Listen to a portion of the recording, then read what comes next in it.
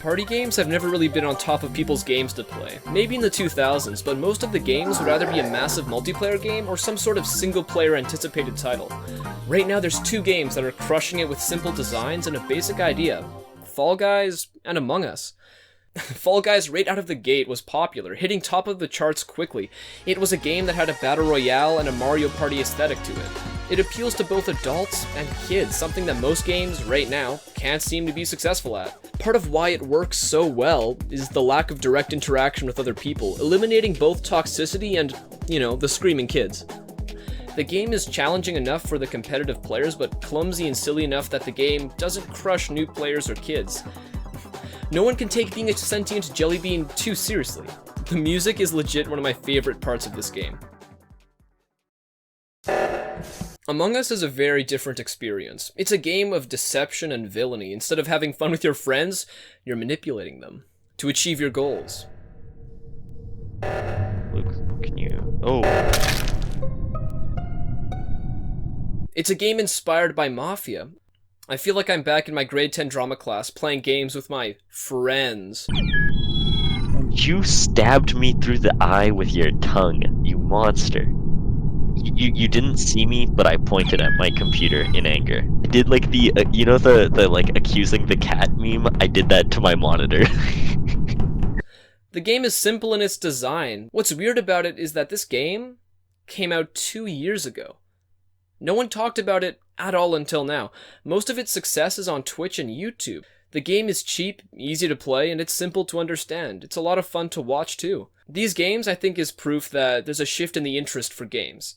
Among Us became popular on its own, without money being dumped into trailers or a company giving influencers money to play it. This happened with the game years after its initial release date. I think this same thing could happen to other titles that have a similar traits to it. A great example of this is Rocket League. It appeals to all demographics. It's fun to play, it's multiplayer, and it can be enjoyed by a party.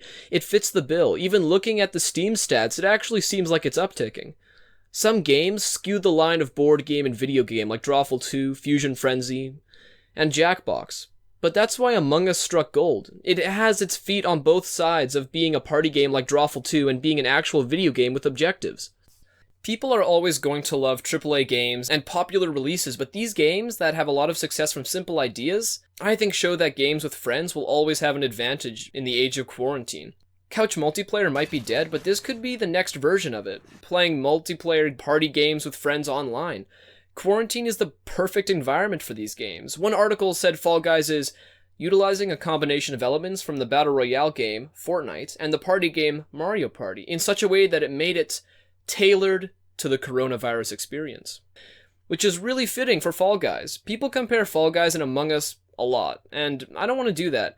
I just want to show how both games are easy and fun to play with friends, and that these games came out of nowhere.